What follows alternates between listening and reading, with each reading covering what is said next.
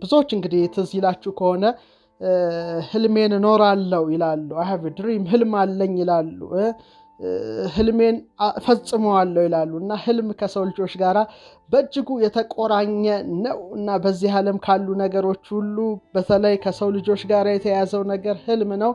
ህልም እጅግ የሚገርም እውነታ ያለው አንድ ምስጢራዊ ነገር ነው። ዛሬ ወደ ህልም ዓለም እንገባለን፣ ወደ ራእይ ዓለም እንገባለን፣ እያንዳንዱን እንፈተዋለን፣ በአቅማችን መረምራለን። እንግዲህ ህልሞች ለሳይንቲስቶችና ለስነ ልቡና ሐኪሞች መቼም ቢሆን ምስጢራዊ እንደሆኑ የሚጓዙ እውነታዎች ናቸው። ቢያንስ በህይወታችን እንግዲህ 1/3ኛውን የህይወታችን ክፍል እናንቀላፋለን ወይም እንተኛለን። 1/3ኛው ለምሳሌ 24 ሰዓት አለ። 24ቱን ለ3 ብንከፍለው 8 ሰዓት ይደርሳል። 8ቱን ሰዓት ብንመረምርበት፣ 8ቱን ሰዓት እረፍት ብናደርግበት፣ 8ቱን ሰዓት ልንተኛበት እንችላለን። ግን እንዲህ ሲባል ሰው 8ቱን ሰዓት ሁሉ ይተኛል ማለት አይደለም። ብቻ ከህይወታችን 1/3ኛውን ክፍል በእንቅልፍ እናሳልፋለን። ስለዚህ በዚህ በምንተኛበት ጊዜ በርካታ ህልሞችን እናልማለን። እስካሁን ያለምናቸው ህልሞች ብዛታቸው የሆነ ቢጻፍ ኖሮ ራሱን የቻለ አንድ መድበል መጽሐፍ ሊወጣው ይችላል የሚል እምነት አለኝ። እንግዲህ በምን አይነት ህልሞች አይታችኋል? እስካሁን ድረስ አስደሳች ህልሞች አይታችኋል? አሳዛኝ ህልሞች አይታችኋል? አስገራሚ ህልሞች አይታችኋል? አስደንጋጭ ህልሞች አይታችኋል? እና ሳቅን አይታችኋል? ለቅሶን አይታችኋል? ፈንጠዝያን አይታችኋል? ፍርሃትን አይታችኋል? እና እስካሁን ያየናቸው ህልሞች እጅግ የሚገርሙ ነገሮች ናቸው። እንግዲህ ህልሞች ቅድም እንዳልኳችሁ አዝናኝ አለ፣ አስደሳች አለ፣ የፍቅር ስሜት ያላቸው አሉ፣ አስጨናቂዎች አሉ፣ አስደንጋጮች አሉ፣ አስፈሪዎች አሉ፣ ደግሞ እጅግ የሚገራርሙ ነገሮች አሉና ያልተለመዱ ነገሮች ሁሉ ጭምር ልናይ እንችላለን። አሁን ግን ምነግራችሁ ራሱ የህልም ትርጉም በተለይ መጀመሪያ ላይ ማንሳት የምፈልገው ህልምና ራእይ ምንድናቸው በመሰረታዊ ነገሩ የሚለውን ነው እና ህልምና ራእይ ምንድናቸው የሚለውን ለማየት አንዳንድ መጻሕፍቶችን ማገለባበጥ ያልቀረም መዝገበ ቃላቶችንም ለማየት ሞክሬያለሁ፣ የሀገርንም የውጭንም። ወደ ሀገራችን ስንመጣ አለቃ ኪዳነ ወልድ ክፍሌ ህልምን ምን ይላሉ? በእንቅልፍ ልብ ውስጥ የሚታይ ይሉታል። በእንቅልፍ ልብ ውስጥ የሚታይ። አሁን እዚህ ጋር ብናስበው እንቅልፍ አለ፣ ልብ አለ ማለት ነው። በደንብ አስተውሉ። በእንቅልፍ ልብ ሲባል ልብ ማስተዋል ጋር ያያያዛል። እንቅልፍ ነውና በእንቅልፍ ልቡ ህልም አየ ይላልና በእንቅልፍ ልብ ውስጥ የሚታይ ብለው ነው የሚገልጹት። እንደውም እሳቸው ህልምን ለሁለት ከፍለውታል። አጭር ትንታኔ ነው ያለው፣ ዝርዝር የለውም። ዝርዝሩም በኋላ እኔ አብራራዋለሁ። ሁለት አይነት ህልም አለ ብለዋል እሳቸው። አንደኛው የነፍስ ህልም፣ ሁለተኛው የስጋ ህልም። የስጋ ህልም የምንለው በእሳት፣ በውሃ፣ በመሬትና በነፋስ የተዋቀረ የሰው ልጅ አካል።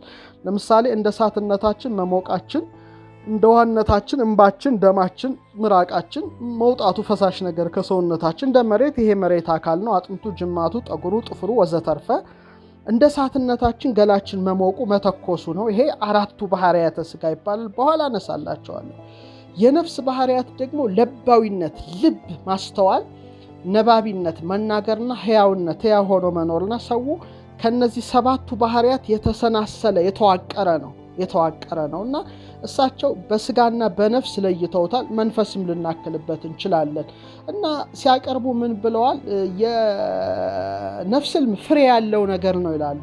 ፍሬ ያለው ነገር ለምሳሌ እንደ ትንቢት ሊሆን ይችላል፣ ስለ መጪው መናገር ወይም ራእይ መሆን ይችላል ብለዋል። የስጋ ህልም ግን አብዛኛውን ጊዜ እንደ ምትሃትና እንደ ቅዠት የሚሆን ነው ብለው የራሳቸውን አስተያየት አክለውበታል። እንግዲህ በሁሉም ዓለም ብቻ ያስማማው አንድ ነገር አለ። ህልም ሲባል በእንቅልፋችን የምናየው ተኝተን የምናየው ነገርን ህልም ብለናል። እንግዲህ ራእይ ግን ትንሽ የተለየ ነው፣ ከህልም ይለያል። ራእይ እንደ ህልም ቢሆንም ንቃት ግን አለበት፣ ኮንሽስነስ አለበት፣ ንቃት ነገር አለበት። ህልም ተኝተን የምናየው ነው። ራእይ ግን ቃሉን ስናየው ርዕየ ማለት በግዕዝ ቋንቋ አየ ነው፣ ከማየት ጋር ይሄዳል። ህልም ግን ከመተኛት ጋር ይሄዳል። ልዩነቱን እዚህ ላይ ነው በደንብ አድርገን ማጤን ያለብን። ምናልባት የራእይ ሁኔታ በሁለት መልኩ ብናየው፣ አንደኛ ማእከለ ነቂህ ወነዊም፣ በመተኛትና በመነሳት መካከል እንዲሆነ ተመስጦ ውስጥ ገብተን። እንግዲህ ሰዎች ብዙ አይን አላቸው ይባላል። አንደኛው ይሄ ሁለት አይን ይሄ የምናየው አይናችን ነው። ይሄ የስጋ አይን ነው እኔ ያለኝ ሁላችሁ ነው። ግን የግዕዝ ጥንታዊት ዶክመንቶች ምን ይላሉ? ወብነ አዕይንት ክልኤቲ ውሳጣውያት ህየንተ አዕይንት ስጋውያት፣ ሁለት የውስጥ አይኖች አሉን፣ ኢነር አይስ አሉን። በዚህኛው በምናየው አይነ ፈንታ አሐቲ አይነ ነፍስ፣ አንዷ የነፍስ አይን ናት። ሁለተኛው አይነ ልቡና ወሐቲ አይነ ነፍስ ወሐቲ አይነ ልቡና፣ አንደኛው የነፍስ አይን አንደኛው የልቡና አይን ናት ይላሉ። ስለዚህ አይነ ነፍስ አለን አይነ ልቡና አለን ማለት ነው። ሰው በብዙ አይኖች የተሞላ ነው ማለት ነው። እና የሰውነት መብራት አይን ናት ሲባል አእምሮ ጠባኢ የሚባል ደግሞ ሌላ አይን አለ ማለት ነው። ሌላው ቅዱስ ያሬድ ምን ይላል? ሀበነ እግዚኦ አዕይንተ አእምሮ ወትረኪያ ከይርአያ፣ አቤቱ የአእምሮን አይን ስጠን ይላል። ይሄኛውን አይን አይደለም፣ የአእምሮን የእውቀት አይንን ስጠን፣ አይኖቻችን ዘወትር አንተን ያዩ ዘንድ ይላል። እና አዕይንት የስጋውያት አዕይንቶች አሉ፣ የውሳጣዊ አይኖች አሉ ማለት ነው። ስለዚህ በእነዚህ ርዕይ ማለት በምናየው ደረጃ ያለው ራእይ ተብሎ ይጠራል ማለት ነው። ስለዚህ አይናችን ተገጥሞ ልናይ እንችላለን፣ ግን በብዛት አይናችን ተከፍቶ ልናየው በተመስጦ ልናየው የምንችለው ራእይ ተብሎ ይጠራል። ይሄ ደግሞ አንድ ራሱን የቻለ አንድ እውነት ነው ማለት ነው። ስለዚህ ህልምን ስናይ በብዛት ሙሉ በሙሉ ማለት ይቻላል ተኝተን ሊሆን ይችላል። በኋላ ላይ ግን አንዳንዴ ለየት ያሉ ህልሞች አሉ። ራእይ ግን ምናየው ነገር ነው እና ብቻ ተኝተንም ይሁን ነቅተን ማየታችን አይቀርም። በአብዛኛው ግን ራእይ የሚባለው ነቅተው በተመስጦ ውስጥ ሆኖ የሚታይ ነገር ድንገት ሆነን ለምሳሌ ሳናስበው ልም ብለን ምናየው ነገር ሊሆን ይችላል ራእይ የሚባለው። እና በጥንቱ የኢትዮጵያውያን ምርምር አንክሮ ተደሞ ይባላል። ማድነቅ አለበት። ራእይ ውስጥ ከህልም የሚለየው አድናቆት አለበት። እንደ ህልም ሳናውቅ የምናየው ሳይሆን አውቀን ነው። አንክሮ አለው፣ መደመም ተደሞ አለው እና የተለየ እይታ ሲሆን ይሄ እንግዲህ ከተፈጥሮ ኃይል በላይ ነው። ከተፈጥሮ ኃይል ሱፐርናቹራል ነው ራእይ ሲባል። ህልም ግን ማንኛውም ሰው ሊያልም ይችላል። ስለዚህ ራእይ ከህልም የሚለይበት ይሄ ነው። ሁለተኛው ግን ራእይ ግልጽ ነው። እንደ ህልም ምንረሳው ነገር አይደለም፣ ምናየው ነገር በመሆኑ አልፎ አልፎ ራእይና ትንቢት የሚገናኝበት ጊዜ አለ። ስለ መጻዩ ስለሚገልጥ እንደ ፕሮፌሲ ሊሆን ይችላል። ይሄ ለይተን ማወቅ አለበት። አሁን ራእዮች ራሱ እንደ ቴዎሎጂ ወይም ዴፊኔሽን ብዙ አይነት ራእዮች እንዳሉ ግን ማወቅ አለብን። አንደኛ እውቀታዊ ራእይ አለ። በእውቀት የምናየው ራእይ ምንድነው? ይሄ አእምሮ ነው። በቃ ይሄ አዕይንተ አእምሮ የምንለው የውሳጣዊ አይናችን ከተፈጥሯችን ጋር ተሰናስሎ ያለ ይሄ የራሳችን ማንነት ያ እውቀታችን ይወስደንና እልም አድርጎ ተመስጦ ውስጥ ያስገባናል። ለምሳሌ ወሶበ ህሊ ዘንተ፣ ይህን ባሰብኩት ጊዜ ህሊናዬ በነፋስ ተከሻ ተጭኖ ምስራቁን፣ ምዕራቡን፣ ሰሜኑን፣ ደቡቡን ዳርቻዎችን ሁሉ ሊበር ይወዳል ይላል ሕርያቆስ። ህሊናዬ በነፋስ ተከሻ ተጭኖ፣ ይሄ እንግዲህ ምናቀው እውቀት ውስጥ ድንገት ሳናስበው ምርምር ውስጥ እንገባና ያ እውቀት እልም ያለ ነገር ውስጥ ገብቶን በዛ እውቀት ዙሪያ ምናየው ነገር ይኖራል። ያ ምን ይባላል? በእውቀት የምናየው ራእይ ወይም እውቀታዊ ራእይ ይሉታል ሲከፋፍሉት። ሁለተኛው ግን ምናባዊ ራእይ ነው። በምናብ ሰዎች እንግዲህ በምናብ የሚያዩት ለምሳሌ ምናየው ነገር ሊኖር ይችላል። ተመልካቾቻችን ምሰሙት ነገር ይችላል። እንግዲህ ሰዎች በምናባቸው የሆነ ዓለም ሊፈጥሩ ይችላሉ ዝም ብለው በምናብ እና ያን ነገር ሲያስቡት በድንገት ስሜት ሕዋሳታችን ከአእምሯችን ጋር እውቀት ጋር ይሰናሰልና በምናብ ተጉዘን የሆነ ዓለም ውስጥ ራሳችን ልናገኝ እንችላለን። የሆኑ ቦታዎች ልንመለከት እንችላለን። ደስ የሚል ቦታ ውስጥ ድንገት ሰው ገባው፣ እጅግ የሚገራርሙ ነገሮች አየሁ ይላል። ይሄ እንግዲህ ምንድነው? በእውነት አይደለም የሚያየው። የእውነት ተከስቶ ሳይሆን የሚያየው የሚያስበው ነገር ውስጥ ይገባና ያን ሲያብሰለስል በድንገት እዛው ዓለም ውስጥ ለምሳሌ ስለ ገነት አስቦ አንድ ሰው ገነት ምን ትመስል ሊሆን ይችላል ብሎ ይሄድና በራሱ ምናብ የሚስላት ገነት ውስጥ ራሱን ሊያት ይችላል እንደዚህ ብሎ በማሰብ በተመስጦ ውስጥ እያለ ይሄ እንግዲህ ምናባዊ ራእይ ነው። ቅድም ያልኳችሁ ዕውቀታዊ ራእይ አውቀነው ስለዛ ነገር ድንገት ስናስብ በዛው ተመስጠን የምናየው ነገር ሊሆን ይችላል። እንግዲህ ራእይ ብዙ አይነት ነው። ሶስተኛውና አብዛኛው ግን የመገለጥ ወይም የተከስቶ ራእይ ነው። የተከስቶ ራእይ የሚባለው ምንድነው? ይሄ በእውነት ማየት በቃ ለምሳሌ የሚገለጽልን አካል የሚታይ ሊሆን ይችላል። አሁን ለምሳሌ መላእክትን አዩ ሲባል መላእክት አካላቸው ረቂቅ ቢሆንም መታየት ይችላሉና ይሄ እንግዲህ ከተፈጥሮ ኃይል በላይ ሱፐርናቹራል የሆነ መገለጥ ይሄ የእውነት ነው። ስለዚህ ሰዎች አውቀው ተመራምረው ዕውቀታቸው ልም አድርጎ ወስዷቸው ሌላ ዓለም ውስጥ በሄሞትን ሌዋታንን አድማስን ናጌቭን ቃኝተው ወለላይም ቃኝተው ሊመጡ ይችላሉ። ይሄ እንግዲህ ዕውቀቱ በጣም ይወስዳቸዋል። ሁለተኞቹ ደግሞ ምናባቸው ዝም ብሎ ምናቡ ራሱ የሚያስቡት ነገር ምናብ ይወስድና የሆነ ዓለም ውስጥ አድርሶ ይመልሳቸዋል። ይሄ ግን የሚጨበጥ የሚዳሰስ አይደለም። ሲነቁ የሚዳሰስ የሚጨበጥ የለም። ሶስተኛው ግን ያልኳቸው የመገለጥ ወይም የተከስቶ ራእይ የሚታይ ነው። ልትጨብጠውም ልትነካውም ትችላለህ። ይሄ እንግዲህ ከተፈጥሮ ኃይል በላይ የሆነ መገለጥ ነው። አሁን እንግዲህ ህልምና ራእይ ትክክል ነው ወይ የሚለውን ካየን በእምነት ከሆነ በቅዱሳት መጻሕፍት ሚዛን መመዘን መቻል አለበት። ተቃርኖ ካለው እውነታነት የለውም፣ ተቀባይነት የለውም። ስለዚህ እነዚህ ራእይ ያየው የሚሉ ሰዎች ሁሉ ያዩት ራእይ ከቅዱሳት መጻሕፍት ጋር የሚቃረን ከሆነ እንግዲህ ራእይ ስንል ስፒሪቹዋል ነገር ነው። ስለዚህ ይሄ ነገር የሚያዩት ራእይ ከቅዱሳት መጻሕፍት ጋር የሚቃረን ያልሆነ ሐሳብ ከሆነ ይሄ ዲሲቭ የሚያደርግ ነው፣ የሚያታልል ነው፣ የሚዋሽ ነው። ስለዚህ ተቀባይነት የለውም። ስለዚህ ከቅዱሳት መጻሕፍት ሐሳብ ጋር መሰናሰል፣ መዋቀር፣ መያያዝ አላቸው። አለበለዚያ ግን የስጋዊ እይታ ይሆንና ትክክለኛ ያልሆነ ፎልስ ሪቪሌሽን የሚሆነው። ስለዚህ ህልም፣ ራእይ እነዚህ ነገሮችን አብረን መዳሰስ ማየት ይገባናል። አይ ቲንክ አሁን በህልምና በራእይ መካከል ያለው ልዩነት ሳንረዳው አንቀርም። የራእይ አይነቶች ከዚህም በላይ ሊበዙ ይችላሉ፣ ግን በሶስት ጠቅለል አድርገን በዚህ መልኩ አይተነዋል። አሁን ወደ እንቅልፍ ልብ ልንሄድ ነው። እንግዲህ ሁላችሁም መሽቷል።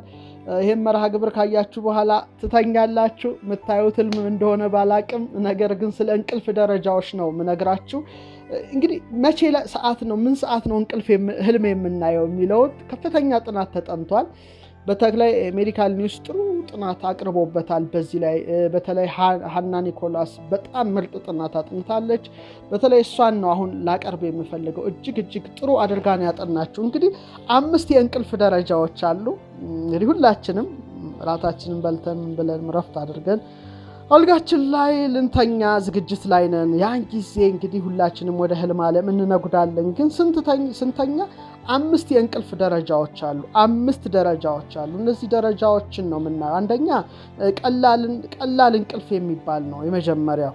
ለምሳሌ እንደሷ ጥናት ቀላል እንቅልፍ ማለት ሁላችንም አልጋችን ላይ ጋደም እንላለን እና ቀስ ያለ የአይን እንቅስቃሴ፣ ዝግ ያለ የአይን እንቅስቃሴ ማለት ልንተኛ ስለሆነ አይናችን ወደ መፍዘዙ የሚሄድ ዝቅ ያለ የአይን እንቅስቃሴ፣ ከዛ ዝቅ ያለ የጡንቻ እንቅስቃሴ፣ ጡንቻችን ሁሉ እንቅስቃሴው ዝግ ሪላክስ እናደርጋለን ማለት ነው። በአጠቃላይ እንግዲህ ይህ እንቅልፍ ደረጃ ከጠቅላላው እንቅልፍ እንግዲህ ከ4 እስከ 5 መቶኛውን ይይዛል። ልብ አድርጉ።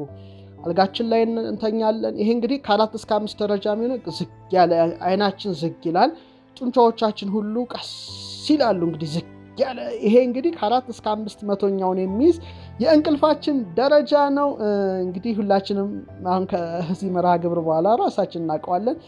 ደረጃ 2 ግን የአይን እንቅስቃሴ ይሄ እንደዚህ የምንለው በቃ እስክንተኛ ድረስ ያለው በጣም ይሄ እንቅስቃሴ የሚቆምበት ነው። በቃ የሚቆምበት የአንጎላችን ሞገዶች ከጊዜ ወደ ጊዜ የቀዘቀዙ የሚመጡበት ነው እና በተለይ የእንቅልፍ አከርካሪ የሚሏቸው ነገሮች አሉ። እነዚህ ፈጣን ሞገዶች አልፎ አልፎ የሚለቁበት ጊዜ ነው። ይህ እንግዲህ ከእንቅልፍ ከ45% እስከ 55%ኛውን የሚይዝ ነው። እንግዲህ የአይን እንቅስቃሴ የሚያቆምበት እንግዲህ 45 እስከ 55%ኛውን የሚይዘው ነው። ስለዚህ የመጀመሪያው እንደነገርኳችሁ እንቅልፋችን ዝግ ያለ የጡንቻችን እንቅስቃሴ ዝግ ያለ የሚሆንበት ነው። ሁለተኛው ግን አይን እንቅስቃሴ ቅድም በጠቀስኩላችሁ መሰረት በደንብ የሚያቆምበት ነው። ደረጃ 3 ላይ ደግሞ በተለይ ዴልታ ዌቭስ የሚሏቸው አሉ። የዚህ ባለሙያዎች በተለይ ኒውሮን ላይ የሚያጠኑ ይሄኛው እውነት ነው። የዴልታ ሞገዶች የሚባሉት እጅግ በጣም ዝግ ያሉ የአንጎል ሞገዶችን መከሰት ይጀምራሉ እዚህ አካባቢ ላይ እና ትንሽ ሊሆን ይችላል፣ ፈጣን ይሆናል። ሞገዶች ናቸው እነዚህ እና የተቆራረጡ ናቸው። ይሄ እንግዲህ ከጠቅላላው ቢያንስ ከ4 እስከ 600ኛውን የሚይዘው ነው። 3ኛ ይሄ የእንቅልፍ ደረጃ ነው እንደ ሃና ጥናቷ። 4ኛው እንግዲህ የእንቅልፍ ደረጃ የአንጎላችን ባለፈው ስለ አንጎል ኃይል ነግሬያችኋለሁ። ትዝ ይላችሁ ከሆነ ስለ አንጎላችን ይሄን ቪዲዮ ያላያችሁት ወደኋላ 1-3 ቪዲዮ ሄዳችሁ እንድታዩ ሀሳብ አስተያየቴን እለግሳችኋለሁ። ስለ አንጎል ምርጥ ነገሮችን አቅርቤያለሁ። ህፃናትን በማህፀን እንዴት እናስተምራቸዋለን የሚል ምርጥ መርሃ ግብር ከዚህ በፊት አቅርቤላችሁ ነበረ። ስለዚህ ቪዲዮን ወደኋላ ሄዳችሁ እንድትከታተሉ መልእክቴን አስተላልፋለሁ። እንግዲህ ስለ አንጎል ለመረዳት ማለት ነው፣ አልመለስበትም እና የአንጎል የዴልታ ሞገዶች ለብቻ በሚባል ደረጃ የሚያመነጩበት ሰዓት ይሆናል። ይሄ እንግዲህ አንድ ሰው ጭልጥ ያለ እንቅልፍ በጣም በቃ ምንድን ነው ምን ልበላችሁ፣ በግዕዝ 3 አይነት ነገር አለ። ሰከበ የሚባል አለ፣ ጋደም አለ። ይኸውላችሁ የግዕዙ 3ቱን ደረጃዎች ይጽፋል በግዕዝ። እነዚህ አሁን ሃና ያጠናችሁን ጥናት የሚገርማችሁ የጥንት ኢትዮጵያ ሊቃውንት እንቅልፍን ለ3 ከፍለውታል። ሰከበ ስቴጅ 1፣ ጋደም ብሎ ኖመ ተኛ ስቴጅ 2፣ ደቀሰ ጨርሶ የሚተኛበት በቃ እንቅልፍ ድብን ያለ እንቅልፍ የሚወስድበት ደቀሰ ይባላል። ሰከበ ይባላል፣ ኖመ ይባላል፣ ሰከበ ይባላል። የእንቅልፍ ደረጃዎች ናቸው እነዚህ። እንግዲህ ጥልቅ እንቅልፍ ተብሎ ወይም ጭልጥ ያለ እንቅልፍ ተብሎ የሚጠሩት እንግዲህ በ3 እና 4ኛ ደረጃ ወቅት ነው። በዚህ ሰዓት አንድን ሰው ማንቃትም አይቻልም። ብትጠሩት ብትተኩሱ ላይ ነቃ ይችላል። በቃ ድብን ያለ እንቅልፍ የሚወስደን ሰዓት ነው እና አሁን እዚህ ላይ የአይን እንቅስቃሴ ወይም የጡንቻ እንቅስቃሴ አይኖርም። በጣም ማወቅ ያለብን አሁን ይሄ ነው ትልቁ ቁልፍ እዚህ አካባቢ ነው እና ሰዎች ከጥልቅ እንቅልፍ ውስጥ ምናልባት ድንገት ብንን ብለው ከነቁ ከባድ ነው ለነሱ። መሰመር የሆነ ነገር አስደንግጧቸው ብድግ ካሉ ተመልሶ እንቅልፍ አይወስደንም። በጣም ጭልጥ ያለ እንቅልፍ ውስጥ እንገባ በቃ ትንሽ የመረበሽ ስሜት ሊያጋጥመን ይችላል። ይህ እንግዲህ ከ12 እስከ 15%ኛውን የሚይዘው የእንቅልፍ ተራ ነው ማለት ነው። 5ኛውና የመጨረሻው ክቡራን ተመልካቾቻችን ሀሳብ አስተያየታችሁን እየለገሳችሁኝ በስክሪኑ ላይ ያለፈ እመለከታለሁ። በጣም ነው መወዳችሁ። እኛም እንወዳሃለን ብላችሁ ትላላችሁ። አመሰግናለሁ ሁላችሁንም። ደረጃ 5 ላይ ስንሆን ደግሞ በጣም ፈጣን የአይን እንቅስቃሴ፣ ይሄ ቁልፍ ነው። አሁን ህልሞች እዚህ ላይ ነው ቁልፍ የሚጫወቱት። 5ኛው ፈጣን የአይን እንቅስቃሴ እንግዲህ በእንግሊዘኛው ብዙ ስታነቡ ግር እንዳይላችሁ REM የሚል ምህፃረ ቃል ታገኛላችሁ። ይሄ በጣም ፈጣን የሆነ የአይን እንቅስቃሴ ራፒድ አይ ሙቭመንት ያለበት ነው።